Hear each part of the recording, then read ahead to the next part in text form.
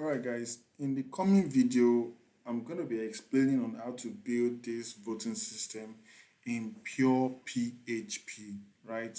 So, but this video I'm actually making just an overview of it. So you can see I've written all my codes. It's just to actually start just recording it for you guys, and that's all.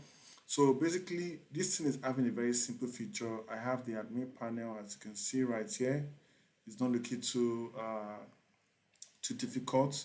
You put in a question, then you put in the APC logo, the PDP logo, logo. You put in the NPC logo and what Labour Party what logo. Then the users can actually do what vote for who they want to do what vote for. So let's say I'm actually voting for the ruling party, which is APC for an example.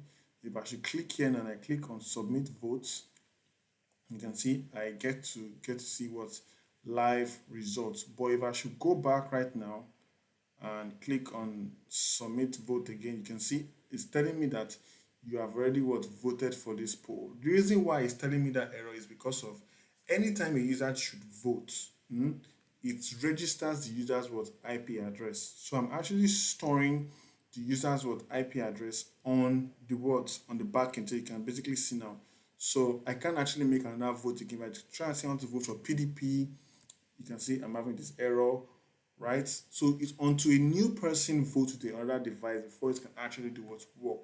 So in this project, I'm going to have the link to the description in the video, whereby I'm having the GitHub repository. You can actually copy it and work with it, do the things that you want to do with it and tweak it, learn your PHP.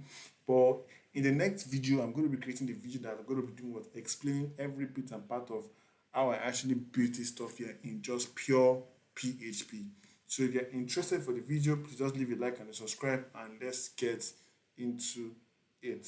Thank you guys. I'll see you next time in the next video.